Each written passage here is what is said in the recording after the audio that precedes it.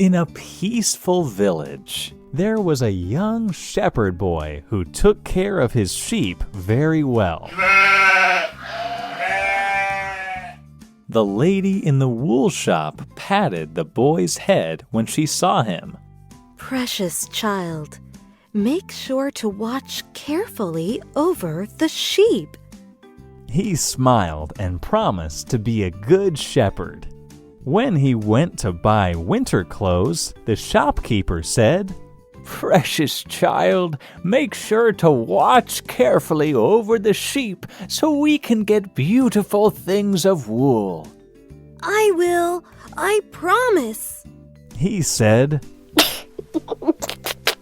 One day, when he was watching over the sheep, he imagined what would happen if he sounded the alarm. So he tried to test the bell by hitting it softly. But the sound was so loud, it echoed through the hills and valleys. He watched in horror as the villagers came running to help, with his father leading the pack.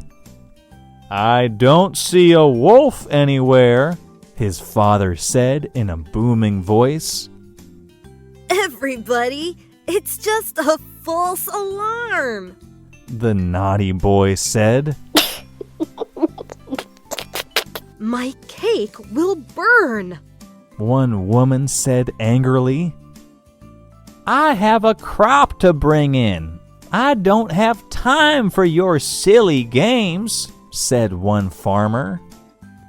His father scolded him privately, and then the people returned to their work. A long time afterward, when people had forgotten, he was guessing who would be the first on the scene when he rang the bell this time. I hope it would be my father. He burned to know for certain, so he rang the bell. Sure enough, there came his father over the crest of the hill, swinging his pitchfork. All the villagers followed behind, even his teacher, who was holding the broom she used to sweep. Soon, they realized it was another false alarm. Exactly a week later, when he was lying under the tree while his sheep were grazing, he saw some sheep running here and there. After looking closely, he saw a wolf approaching the flock. The boy suddenly ran to the edge of the hill and started screaming for help. Help! Help! There is a wolf for real! He tried to ring the bell as much as he could. Please, help! But this time, the villagers didn't pay any heed to the screaming boy. The boy kept screaming for help, but no one turned up this time.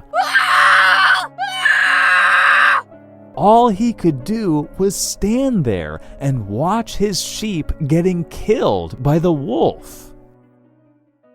Oh, I shouldn't have played that prank with the villagers.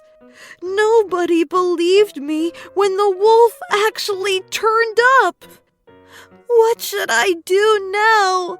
I lost all my sheep. The boy cried.